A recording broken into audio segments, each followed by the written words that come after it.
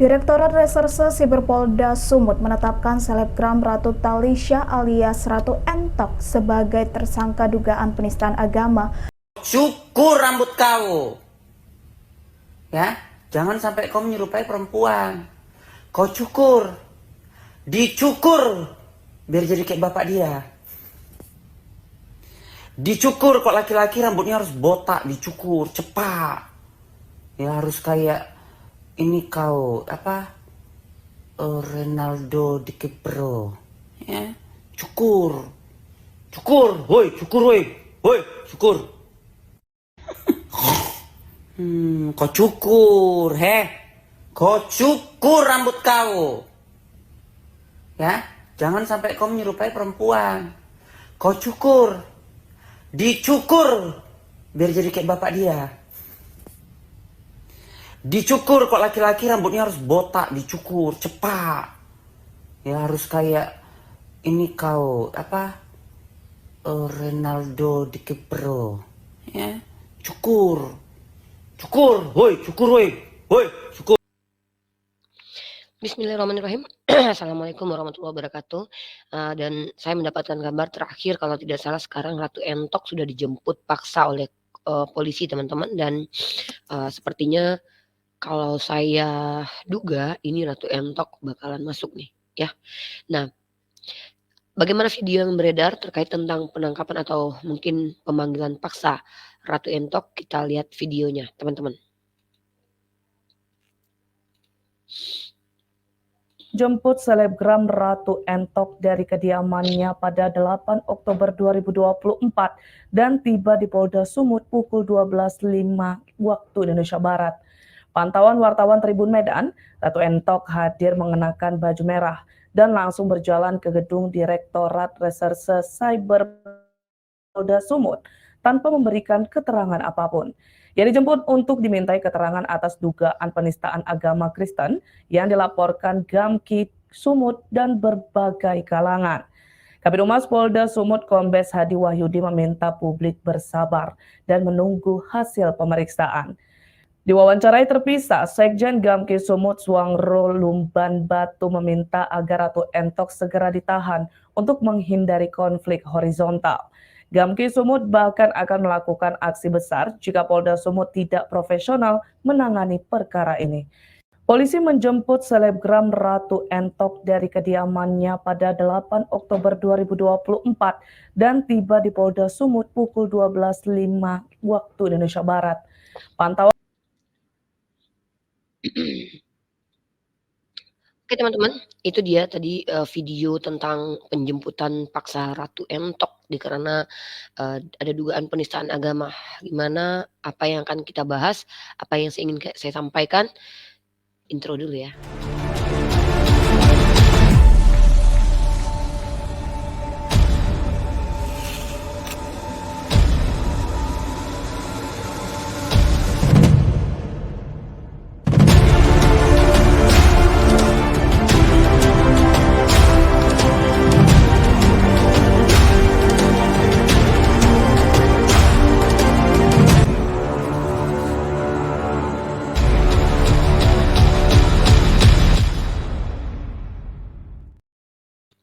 Oke teman-teman, itu dia tadi video tentang penjemputan paksa lah ya Ratu Entok, karena dia membuat sebuah video TikTok membalas sebuah komentar yang menyuruh dia untuk memotong rambut, lalu dia tampilkan satu foto yang diklaim sebagai gambar dari Yesus, Tuhannya orang Kristen ya.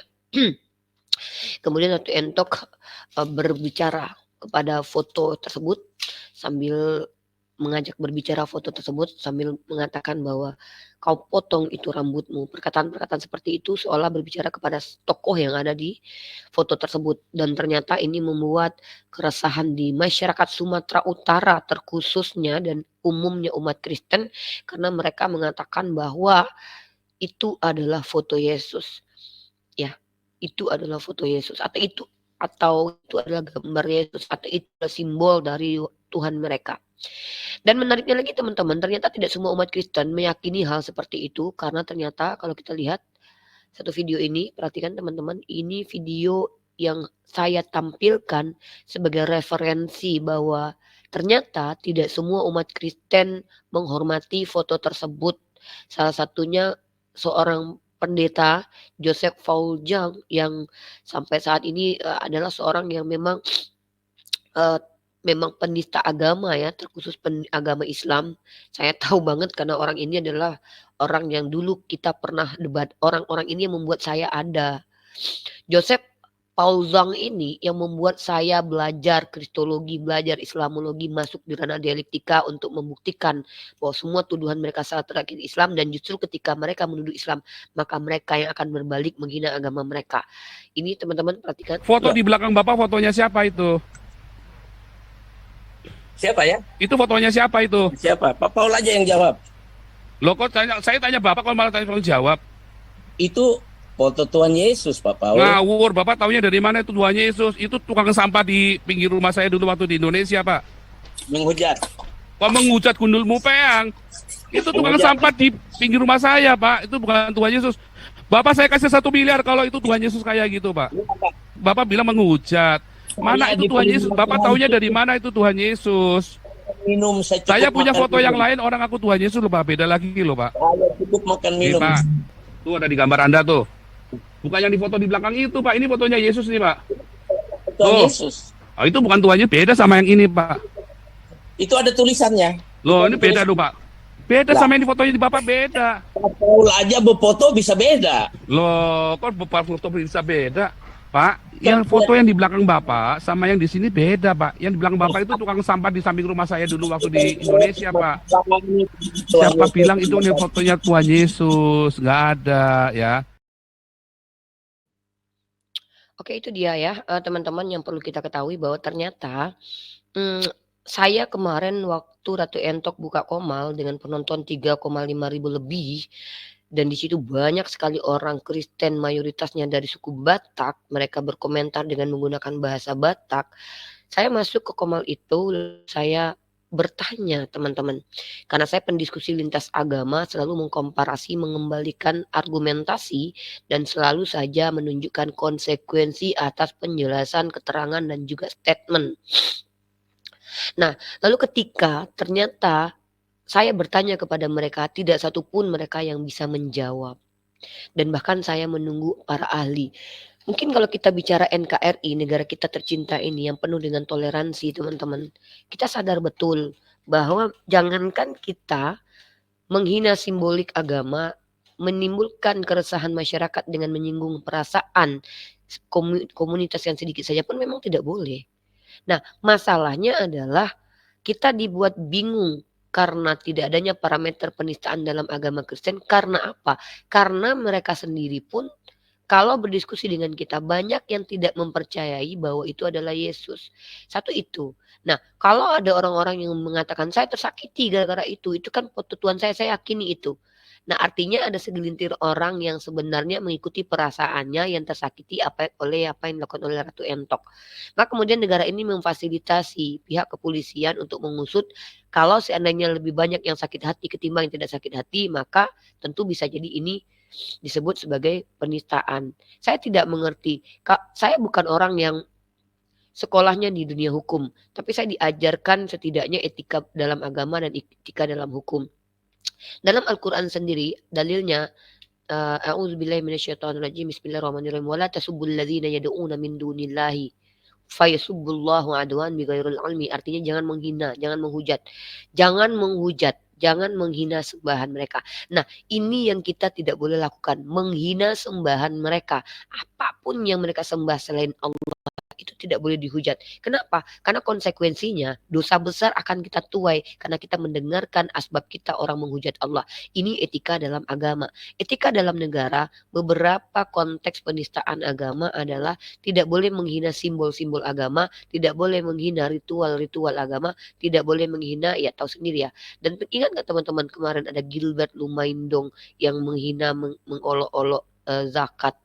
Itu sudah masuk ke penistaan sebenarnya karena menghina menghina ajaran agama dari agama tertentu yaitu Islam. Tapi aman ya. Nah, Ratu Entok berbicara kepada foto yang dianggap sebagai Yesus padahal itu bukan Yesus. karena teman-teman memang itu bukan Yesus. Baik, saya akan tunjukkan teman-teman bahwa itu bukan Yesus. Saya ulangi kembali reaction ini karena ini untuk pembelajaran kita agar kita tidak terjerat undang-undang penistaan agama. Dan karena hak bersuara itu tetap harus kita diizinkan lakukan karena kita adalah warga negara Indonesia, punya hak demokrasi. Kalau seandainya kebebasan bicara kita sudah diikat, maka kita sudah tidak merdeka lagi ya. Nah, artinya apa?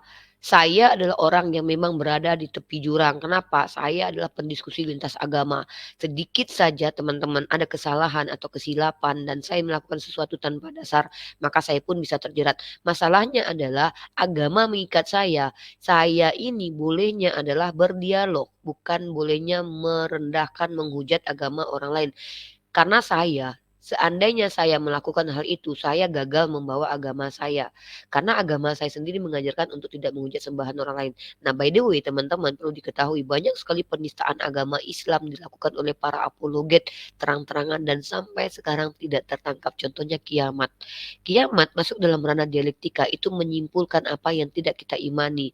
Kalau saya pribadi, selama ini saya mengupayakan adalah lebih banyak mempertanyakan, bukan menjelaskan. Kecuali nanti masuk dalam ranah dialektika di mana kita harus menjelaskan sesuai paradigma kita untuk ditelusuri, untuk diselidiki, untuk dikomentari oleh para pendebat-pendebat dari kalangan Kristen. By the way, teman-teman, harus teman-teman ketahui, setahu saya diskusi lintas agama ini belum ada keputusan menterinya, undang-undangnya. Bahkan saya sebenarnya orang yang sangat berharap pemerintah sangat peduli dengan kegiatan diskusi lintas agama supaya tidak liar. Kenapa? Karena kita kesulitan untuk menjadikan diskusi ini akademis kalau seandainya orang di luar sana diizinkan liar. Ya, tetapi Ratu Entok itu dalam ranah bukan dialog, tetapi dia ketika dikomentari oleh satu komentator yang kemudian menjadi asbab dia ke-trigger untuk melakukan hal tersebut. Kalau saya lihat Ratu Entok memperlihatkan foto tersebut, dia bermaksud sepertinya ya membandingkan ketika dia disuruh potong rambut sementara orang yang menyuruh potong rambut bisa jadi orang Kristen ya, adalah orang bisa jadi ya kalau dia orang Islam maka itu beda lagi konteksnya. Kalau yang mengomentari itu adalah orang Islam, maka memang tidak ada kaitannya dengan Yesus. Tapi kalau yang berkomentar adalah orang Kristen, ketika disuruh Ratu Entok potong rambut, maka Ratu Entok menunjukkan Tuhan yang kalian sembah saja rambutnya panjang loh. Nah, tapi masalahnya adalah diksi yang dilakukan oleh Ratu Entok itu adalah seolah kau cukur rambutmu. Itu kan membuat orang-orang melihat bahwa Ratu Entok sedang berbicara dengan foto yang diklaim sebagai foto Tuhan tersebut. Nah, jadi kalau kita berpikir sebenarnya delik yang akan dikenakan ke Ratu Entok itu apakah menghina simbol agama seperti yang saya duga kemarin. Tapi kalau memang benar, bukankah simbol agama Protestan itu tidak ada foto Yesus? Setahu saya. Setahu saya. Tapi saya tidak tahu apakah ini adalah desakan masyarakat. Teman-teman tahu tidak apa yang dialami oleh Julius. Jadi yang dialami oleh Julius ini adalah laporan karena diduga menista walaupun dia menyampaikan apa yang disampaikan oleh orang lain. Seperti tadi saya menyampaikan apa yang disampaikan Joseph Paul Jang. Lalu saya yang dikatakan menista teman-teman, menyebarkan berita, menyebarkan kabar. Tetapi terkadang yang membingungkan adalah orang-orang yang berbicara tersebut bebas di ruang publik. Seperti Joseph Paul Jang itu bebas membuat konten YouTube. Tidak ada tindakan-tindakan, contoh tanpa ragi, contoh pil pahit. Mari kita lihat teman-teman beberapa YouTube yang menghujat Nabi Shallallahu Alaihi Wasallam ya. Dan saya akan tunjukkan teman-teman kenapa saya harus ada untuk mengimbangi, bukan untuk mengimbangi menghujat, tapi untuk mengimbangi agar umat Islam itu tidak sakit hati karena tidak ada yang menjawab tuduhan-tuduhan terkait agama Islam. Mari kita simak, salah satunya adalah channel-channel seperti ini teman-teman. Ya, ada tanpa ragi ya. Kita tunjukkan teman-teman, kalau memang pemerintah siap untuk mengangkat ini ya, nanti kita bahas apakah faktor yang menjadi asbab Ratu Entok cepat ditangkap karena dia berada di mayoritas Kristen. Itu bisa jadi juga ya, itu spekulasi saya.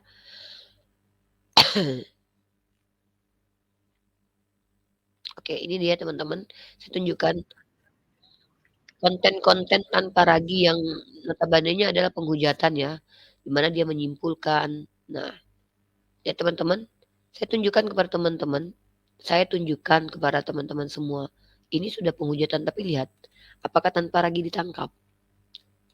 Ya, jadi selama ini umat Kristen selalu bilang, "Kami umat kasih, ditampar pipi kiri, kasih kanan. Kami tidak akan, pernah apa namanya, membela Tuhan kami itu tidak perlu."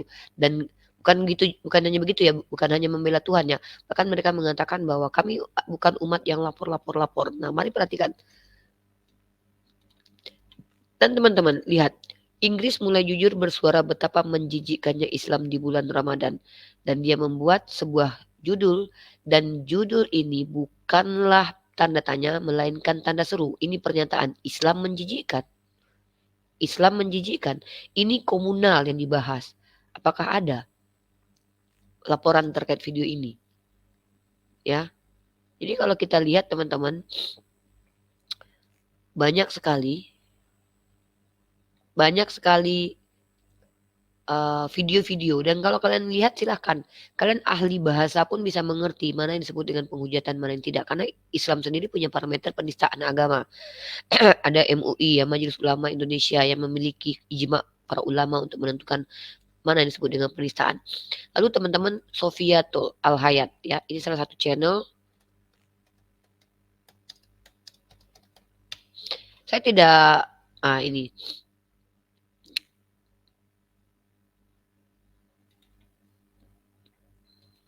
oke, ada ya.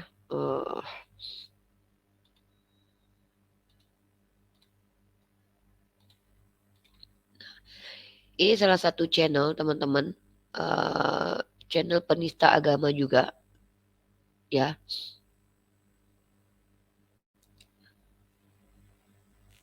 Nah, ini adalah channel. Kalian boleh lihat di sini dan kalian boleh perhatikan tuduhan-tuduhan yang ada di dalam channel ini. Tuduhan-tuduhan yang ada di channel ini. Dan begitu juga dengan Dewi Bulan. Banyak sekali kalau kita bicara tentang penistaan agama Islam. Nah, kita yang mayoritas di Indonesia, nah kita mulai berpikir nih, kalau sekalian yang ada di Medan mencoba untuk menjawab para kafir-kafir penista agama ini ya. Ya, saya katakan kafir penista agama karena mereka bukan konteksnya berdiskusi baik-baik ya. Saya yakinkan kalian adalah orang yang akan getar-getir ketika berada di Sumatera Utara di tempat mayoritasnya umat Kristen. Kenapa? Karena ketika mereka menyampaikan, para apologet yang mengatakan kepada kita, kami bukan umat yang suka lapor-lapor, ternyata itu tidak berlaku. Semua itu bohong teman-teman. Buktinya mereka melaporkan. Jadi semua yang disampaikan para apologet di hadapan saya yang mengatakan kami itu umat kasih, bukan lapor-lapor, tidak perlu membela Tuhan, itu semua dusta. Karena faktanya ketika mereka yang mayoritas, akhirnya apa? Akan ada pelaporan karena mereka merasakan sakit hatinya, kata mereka. Tapi juga perhatikan, ketika kita berdiskusi dengan mereka menghujat agama kita, mereka akan mengatakan, kalian baper sekali. Saya sudah 6 tahun teman-teman. Saya sudah kurang lebih 6 tahun berdiskusi dengan mereka kaum Kristen. Saya lebih senang membuka komal untuk mempertanyakan agama saya. Tapi yang menjadi permasalahan adalah memang beda. Ratu Entok dia tidak dalam model diskusi, tetapi dia sedang membuat VT, dan VT-nya itu viral sehingga direaction oleh banyak pihak. Dan kalau saya analisa, sepertinya kenapa Ratu Entok cepat diproses dan bisa jadi menjadi tersangka penistaan agama dikarenakan adanya desakan masyarakat Sumatera Utara sendiri. Dan teman-teman tahu ya, banyak sekali yang rusuh katanya, kita lihat di berita-berita ya, dari perkumpulan komunal ya. Ya. Nah ini. Kita lihat teman-teman, ini ada berita-beritanya saja. Nah, Horas Bangso Batak laporkan Ratu Entok ke Polda Sumut. Penangkapan Ratu Entok, Horas Bangso Batak dan tokoh Horas Bangso Batak laporkan Ratu Entok ke Polda Sumut. HBBB bersama masyarakat cinta toleransi akan menggelar aksi. Jadi ada aksi-aksi yang akan dilakukan kalau Ratu Entok ini tidak ditangkap menurut mereka ya. Ormas Sumut, jadi ini adalah Ormas Sumut ya. LBH Horas Bangso Batak melaporkan akun TikTok Ratu Entok diduga menistakan agama Kristen. Selebgram Ratu Entok ditangkap, dijemput ya, dilaporkan ke polisi. Ya, ini adalah organisasi mereka. Nah, ini Jadi ketika mereka berbicara di hadapan kita, di hadapan saya pribadi ya, ketika berdiskusi bahwa kami ini umat kasih, kami tidak suka lapor. Faktanya teman-teman, ketika mereka mayoritas mereka akan melaporkan. Itu. Jadi umat Islam, saya hanya menghimbau umat Islam supaya kalian tidak terjerat penistaan agama. Mari kita ketika berbicara itu menggunakan data dan fakta. Dan muatan dari kalau kita sedang berdiskusi itu kalau bisa adalah pertanyaan. Karena itu sesuatu yang dibenarkan. Kecuali besok-besok bertanya sudah masuk penjara ya. Yang tidak boleh itu adalah menyimpulkan dan memaksakan kesimpulan itu menjadi sebuah pemahaman yang dilontarkan terus-menerus. Seperti tuduhan-tuduhan para penista agama Islam yang mengatakan Nabi Muhammad pedofil, padahal tidak bisa menunjukkan secara ilmiah. Ya, nah jadi saya pribadi adalah orang yang sangat senang sekali kalau pemerintahan kita ini memperhatikan secara seksama diskusi lintas agama sehingga bisa menertibkan. Saya juga gerah dengan penghujatan agama karena saya juga orang yang bisa terpancing emosinya. Dan terkadang mereka sengaja memancing kita supaya apa? Supaya ketika kita nanti kepancing dan mereka kemudian mengambil video itu mereka potong lalu mereka tuduh. Contohnya seperti saya. Mereka berkomentar di laman saya. Banyak sekali mereka kemudian berkata, Unirifa semoga dijamah Yesus. Lalu ketika saya menjawab, saya nggak mau dijamah Tuhan kalian laki-laki. Itu hak saya. Hak saya menyampaikan hal itu karena saya katakan, saya tidak mau. Misalnya gini, semoga Unirifa didatangi Yesus. Lalu saya menjawab, tidak mau saya didatangi Yesus karena dia adalah laki-laki dan dia bukan muhrim saya. Kak saya kalau didatangi laki-laki yang gak saya kenal, ngaku-ngaku Tuhan, saya tampar. Misal begitu. Apakah saya menista agama Kristen? Itu hak jawab saya. Loh, kan konsekuensinya menyakiti mereka. Yuh, kalau konsekuensinya menyakiti mereka, seharusnya mereka sadar bahwa orang-orang Islam yang sudah beragama jangan ditawarkan agama. Karena itu justru menista. Justru itu adalah keputusan menteri itu adalah tidak toleransi gitu. Sudah tahu saya beragama Islam, tiba-tiba di bawah menghina kemudian memproklamirkan atau menawarkan Tuhan mereka. Maka saya sebagai orang yang berdiskusi lintas agama dan saya seorang Islam punya hak untuk menafikkan Tuhan lain selain Allah. Bahkan bagi saya, bahkan dalam Al-Quran, dalam Islam sendiri ya, ketika ada perkataan bahwa Tuhan itu beranak, itu arasy Allah berguncang. Saya lebih takut sama Tuhan saya ketika ada yang mengatakan semoga Uniripa ditemui Tuhan kami. Tuhannya laki-laki. Saya katakan, ini mengerikan kalau dalam akidah saya. Justru kalau saya didatangi laki-laki dan mengaku sebagai Tuhan, saya akan bermusuhan dengan orang itu. Kenapa? Karena Tuhan bagi saya tidak mungkin berubah menjadi makhluk. Tuhan itu tidak tergambarkan, Tuhan itu transenden. Tuhan itu tidak teranalogikan. Kalau ada orang yang mengatakan Tuhan teranalogikan, pasti itu bohong. Kenapa? Masa Tuhan yang tidak masuk akal itu bisa teranalogikan? Bayangkan ya, analogika itu adalah sesuatu yang masuk ke dalam akal yang menjadi persepsi. Kita menganalogikan, mengumpamakan buah apel itu dengan apa? Dengan sesuatu yang indah, yang manis. Atau wajah saya dianalogikan seperti madu misalnya. Karena apa? Karena saya memiliki esensi seperti madu, seperti itu.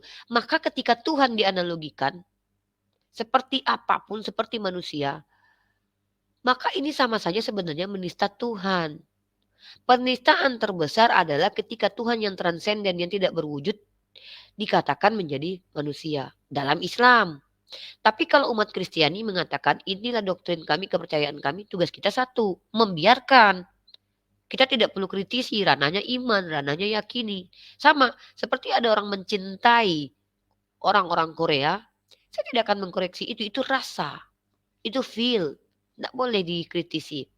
Tapi ketika ada orang-orang mengatakan bahwa Tuhan semesta alam ini adalah manusia, saya sebagai orang yang konteksnya berhadapan dengan orang-orang bicara di ruang publik, sebagai muslimah saya wajib meluruskan. Karena hak saya berdemokrasi. Nah, teman-teman kenapa saya sampaikan ini? Karena banyak orang-orang yang asal kalian tahu dengan diusutnya Ratu Entok, mereka seolah-olah mendapat angin segar dan seolah-olah mereka mencoba untuk nanti para apologet atau APII. Padahal teman-teman perlu diketahui, cross check YouTube kita semuanya. Siapa yang lebih dahulu membahas agama Islam, bahkan secara teologi pun yang dulu membahas Islam, menyakiti hati umat Islam dengan narasi-narasinya, itu justru patriark mereka, yaitu Yohanes Damaskus. Para orientalisnya. para pendetanya. Lalu ketika kita melakukan aksi pembelaan, mereka akan melaporkan. Makanya saya bilang umat Islam hati-hati. Lakukan apa yang diajarkan oleh agama kita. Wala tasubul ladzina yad'una min dunillah. Jangan menghujat sembahan mereka. Kalau mau berbicara, menggunakan konsekuensi berpikir atau menggunakan kaidah berpikir, gunakan ranah ilmu, gunakan ranah dialektika, yang mana di situ dijaga oleh manner, metode, dan juga meter. Ya. Nah, jadi perhatikan saya berusaha untuk karena saya adalah orang yang intens berdiskusi dengan teman-teman Kristen, membuka room-room di mana orang Kristen bertanya tentang Islam. Tidak jarang dari mereka sok tahu tentang agamanya. Saya kasih tahu bahwa di kitabmu tidak ada begitu. Saya kasih tahu bahwa kamu mengatakan kamu Tritunggal tapi bilang kalau Yesus dan Bapa satu pribadi. Kamu itu oneness, ajaran sesat menurut orang Tritunggal. Saya memberitahukan itu karena saya adalah orang yang belajar. Nah, jadi mereka mencoba untuk menghentikan saya dengan menakut-nakuti saya karena Ratu Entok ditangkap. Nah, ini yang saya tidak akan pernah saya tidak akan pernah terpengaruh dengan hal ini. Bagi saya, ilmu itu bukan cuma bagi saya, secara umum ilmu itu konteksnya universal. Ilmu itu adalah hak seluruh manusia. Jangan tarik negeri kita ke zaman kegelapan di mana ilmu pengetahuan menjadi musuh manusia pada waktu itu. Pada saat itu gereja adalah menjadi otoritas tertinggi, menjadi pemimpin.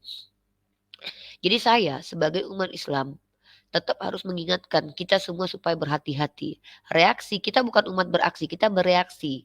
Kalau ada penistaan agama Islam kita luruskan.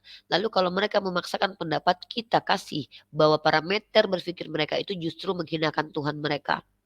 Ya, saya sudah banyak kasih contoh teman-teman. Ketika mereka mengatakan bahwa Nabi Muhammad itu pedo karena menikah dengan anak kecil, maka saya tunjukkan literaturnya secara antropologi yang diterima oleh orang-orang Kristen seperti Ibu Rita Wahyu bahwa orang Yahudi itu memiliki halakah, hukum pernikahan sama seperti fikih kita yang boleh menikahi anak umur 3 tahun lebih 1 hari itu termaktub dalam literatur orang Yahudi. Kalau seandainya menikah dengan anak kecil dikatakan pedofil, maka apakah orang Kristen mengimani Yahudi itu semuanya pedofil? Termasuk Yesus karena Yesus adalah orang Yahudi. Mengerikan bukan?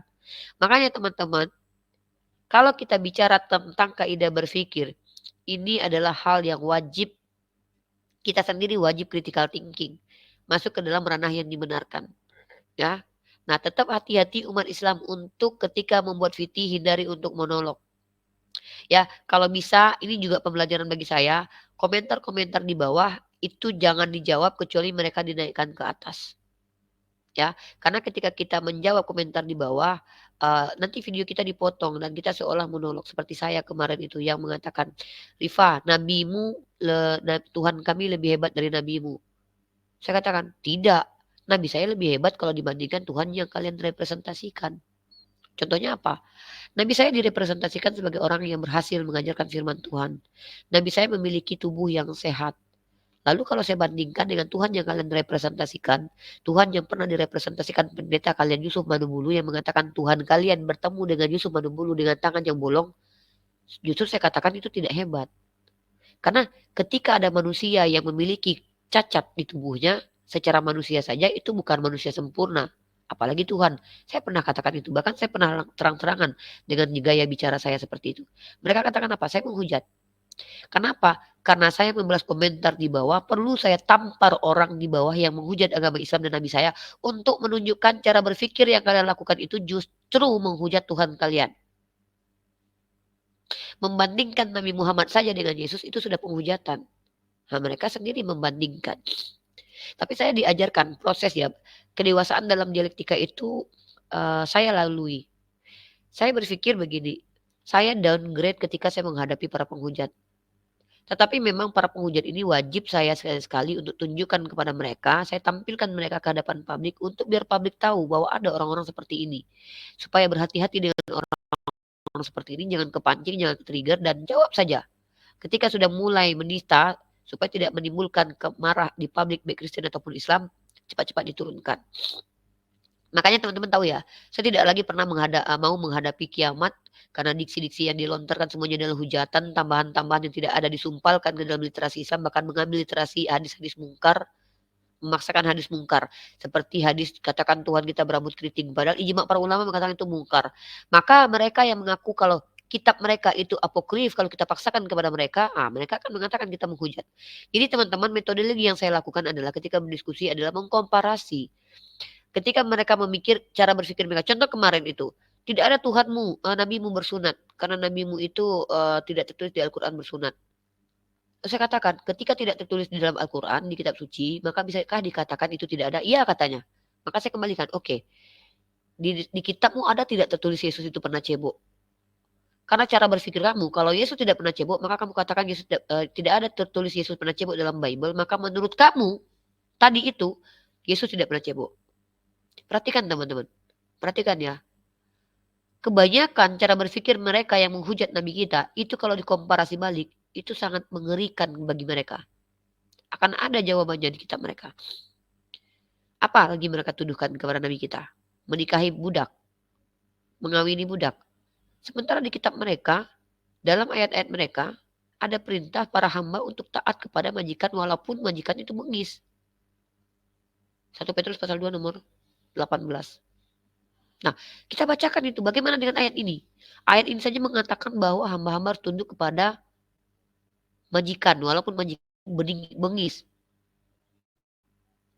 Kita akan tanyakan itu dan mereka mutar. Tapi kembali lagi, nanti ketika kita ingatkan mereka, kita dikatakan menghujat. Bahkan yang lebih parah adalah ketika kita berdiskusi dan mereka bertanya, apakah kita menganggap Yesus dan Isa sama? Mereka katakan itu menghujat.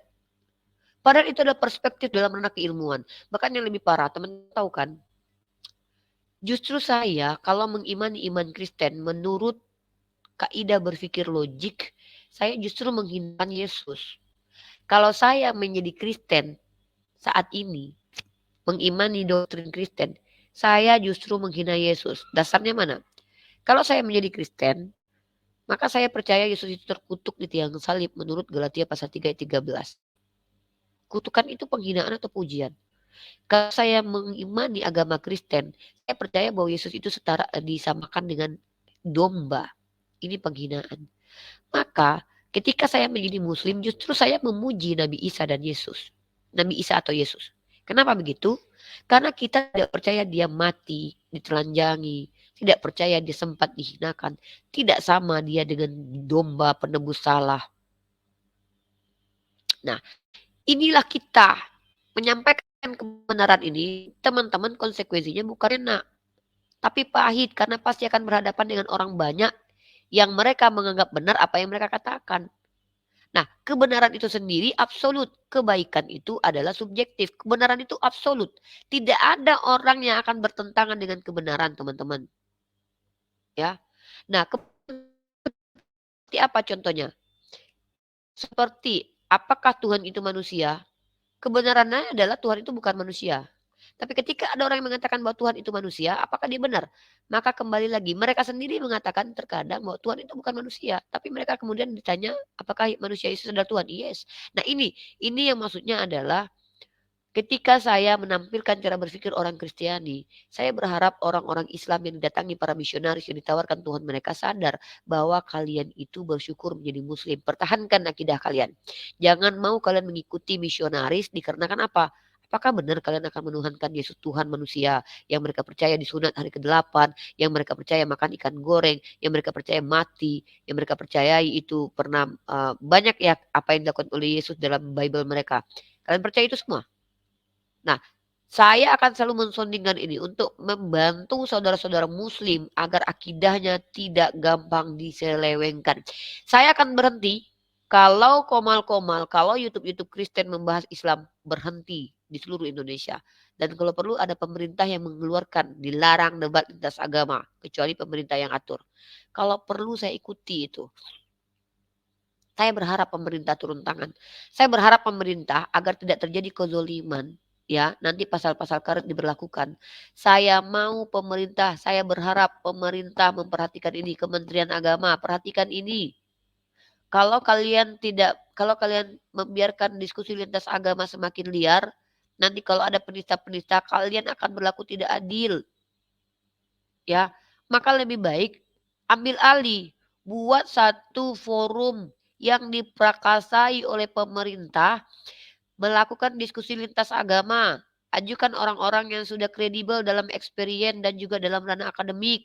Para pendeta pertemukan dengan para ustadz. Kami para apologet dari Islam pertemukan dengan apologet Kristen. Kalau mau memang terang-terangan karena itu adalah bentuk bermusyawarah. Tapi ingat, ini bukan perkara menang kalah, tapi ini perkara fakta dan data.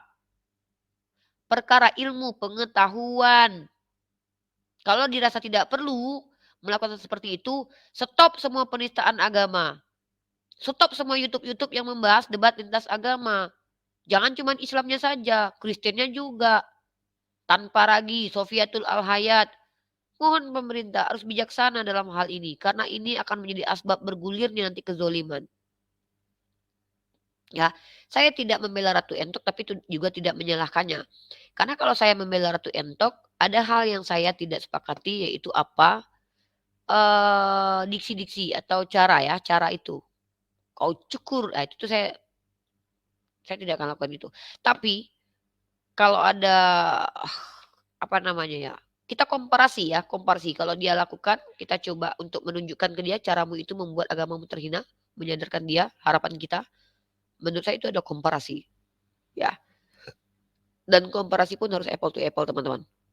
Jadi saya berharap semoga kasus-kasus penistaan agama ini betul-betul lebih diperhatikan oleh Kementerian Agama, pemerintah kita. Supaya apa? Supaya tidak terjadi perang agama. Karena tidak adanya dari dulu pemerintah membiarkan tanpa ragi M. Kucluk ya. M. Kucluk itu udah masuk penjara karena dilaporkan. Yusuf Manubulu masuk penjara juga. Ya, Gracia Pelo masuk penjara itu dilaporkan. Nah, pertanyaannya adalah bagaimana dengan penista-penista lain? Yang bebas membuka komal-komal menghina agama. Apakah ada bukti-bukti? Saya bisa punya bukti. Saya banyak sekali bukti-bukti penistaan agama. Ya, oke. Mungkin teman-teman kalau kita lihat apa namanya ya, mereka ini mencoba memancing kita. Teman-teman perhatikan, hati-hati. Mereka mencoba memancing kita, namun kemudian setelah mereka mencoba memancing kita, mereka akan playing victim. Oke, saya tunjukkan satu-satu video-video yang saya rekam ya. Saya rekam video-video tersebut. Di mana video-video tersebut adalah video-video penistaan agama. Saya coba share videonya. Oke, sebentar. Cancel, present, video file. Saya ada rekam beberapa penistaan misionaris dan Kristen. Kalau nggak salah Mikana, teman-teman ya. Coba saya lihat yang baik di dalam mereka, padahal di belakangnya mereka melakukan hal-hal yang justru lebih jahat daripada apa yang mereka ini. Jadi ya gitulah. Iya Bang, saya tuh ngelihat ini Bang, pada saat Tuhan Yesus disalib ya Bang ya. Tuhan Yesus berkata begini, ampunilah mereka sebab mereka nggak tahu apa yang mereka perbuat. Betul. Apakah polisi-polisi itu tidak tahu dia sedang menganiaya Tuhan Yesus? Dia menjambak, meludahi, memasukkan mahkota duri dan sebagainya. Tetapi Tuhan Yesus juga meresponnya dengan kata, nah kita juga seperti Barak tadi ya, sebenarnya pada hakikatnya dia sendiri juga kurang paham. Beberapa hadis atau beberapa Al-Quran tidak semuanya juga paham. Nubuatan penyaliban Yesus kan sudah tercatat semua di Alkitab. Betul. Mereka kan juga tidak paham, bahkan kita cari itu tapi maksudnya gini, yang membuat Bunda Rifa meledak itu kan Allah Subhanahu wa Ta'ala yang istilahnya dikatakan bohong atau apapun dan sebagainya ya. Nah, kalau memang itu yang tertulis dalam Al-Quran mereka dan itu yang tertulis di hadis mereka, kita mau katakan yang berseberangan bahwa itu salah atau itu bohong, mereka sedang mengimani itu ya sudah. Kita nggak usah terlalu, maksudnya nggak usah terlalu memaksakan bahwa Allahmu tuh penipu loh, Allahmu tuh begini, nggak usah kayak gitu. Nah, karena Tuhan Yesus pada saat di atas kayu salib itu gimana Bang? Silakan Bang. Gini. Karena mereka pun begitu, kelihatannya enggak di sini saja kelihatannya sopan-sopan, tapi mereka juga biasa berkata jelek tentang Tuhan Yesus. Bagaimana Tuhan Yesus itu? Oke teman-teman, ini satu video yang saya simpan ketika saya meledak emosi saat berdebat dengan orang-orang seperti Ehad ini, penista agama ini ya. Karena dia mengatakan Tuhan Allah kita penipu. Dan itu dibenarkan oleh Kung Yin ini. Saya meledak. Wajar sebagai seorang muslimah saya tidak akan biarkan hal itu terjadi. Kenapa? Saudara-saudara saya nanti yang muslim di bawah melihat kalau mereka bereaksi dan aksinya brutal, justru negara ini tidak aman nanti. Ya kan? Tuhan kita dikatakan penipu. Saya saya ajukan cara berdialeknya, saya katakan bahwa pertama saya tunjukkan kemarahan saya minta bukti. Lalu saya tunjukkan di dalil kitab mereka, cara berpikir mereka ketika menuduh Tuhan kita. Itu yang saya lakukan, ya. Dan itu ternyata dipahami oleh Kung Yin. Ya, Kung Yin ini salah seorang Katolik yang paham betul kenapa saya meledak emosinya, ya. Nah, ini kan kemudian orang-orang yang percaya bahwa Yesus disalib ini dipersalahkan, gitu. Padahal yang membuat penipuan terhadap Kita sapa mereka dulu itu saudara adalah kita Igores ini. Selamat datang Igores. Ini dari mana? Iya, salam. Ini saya Logres. Kalau boleh tahu. Saya potong sekarang ya. Oke, artinya si Ehad ini parameter penistaan menurut mereka adalah ketika kita percaya Yesus tidak disalib. Dan mereka katakan bahwa Allah menipu di situ. Ketika Allah membalas tipuan, mereka mengatakan Allah penipu. Ini waktu itu saya berdebat dengan Ehad ini. Saya memang betul-betul emosi dan saya bawa data-datanya. Bahwa justru konsekuensinya justru saya bisa buktikan Tuhan yang kamu imani yang penipu. Menggunakan data-data, cara berpikir kamu. Bahkan lebih parah lagi itu eksplisit. Saya gunakan data. Nah, ini yang terjadi terkadang teman-teman, kehati-hatian kita adalah mereka parameter penistaan agamanya dengan kita berbeda. Bagi mereka ketika kita percaya Al-Quran, tidak percaya Yesus disalib, bagi mereka penistaan. Bagi kita penistaan itu adalah harfiah. Penghujatan, menuduh Allah penipu itu adalah penistaan karena kita tidak mengimani satu dan tidak ada dasar yang mengatakan Allah penipu. Membalas tipu daya dikatakan penipu sama seperti menuduh presiden kita memberikan keputusan untuk menghukum para pelaku kejahatan sebagai pembunuh. Apakah ketika presiden kita menghukum para pelaku kejahatan dengan hukuman mati dikatakan presiden kita ada pembunuh? Tidak bisa. Ini yang terjadi selama berdiskusi teman-teman ya. Dan saya simpan beberapa video-video dan penista-penista ini.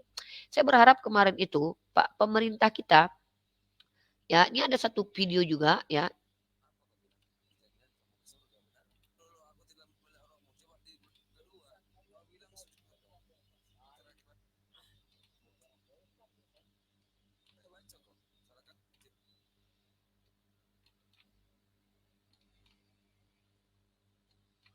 Ya, jadi ini adalah video-video yang saya simpan sendiri dan mereka adalah orang-orang yang hati-hati mereka, teman-teman, hati-hati dengan mereka ketika mereka mengatakan, "Kami umat kasih tidak akan." Oh, bullshit. Bullshit. Perhatikan, kalau mereka mayoritas, maka apa yang mereka lakukan? Tidak ada cerita hukum kasih, teman-teman. Ya, ya artinya teman-teman muslim dimanapun Anda berada tetap berhati-hati. Ketika mau berdiskusi lintas agama, gunakan keilmuan, jangan gunakan hawa nafsu. Karena hawa nafsu itu akan menjatuhkan kita ke dalam ranah yang menyakitkan kita sendiri. Kalau perkara tentang menyampaikan kebenaran itu ada tantangannya itu benar. Karena para ulama dahulu pun itu kan banyak sekali mendapatkan diskriminasi. Tetap teman-teman bersiasah. Bersiasah maksudnya tetap menggunakan kaidah berpikir yang logik. Tetap Allah perintahkan kita untuk menjaga diri kita sendiri dan untuk tidak menjadi asbab kemudaratan orang lain dan diri kita sendiri.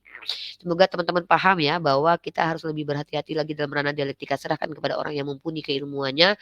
Jangan masuk kalau Anda tidak berilmu supaya kalian tidak masuk ke dalam ranah penistaan agama. Dan jangan membuat video-video monolog tentang agama Kristen kecuali memang kalian mampu menunjukkan data-datanya yang tak terbantahkan. Mungkin itu saja teman-teman yang bisa saya sampaikan. Mohon maaf kalau ada kata-kata yang salah. Wabillahi taufik wal hidayah. Assalamualaikum warahmatullahi wabarakatuh.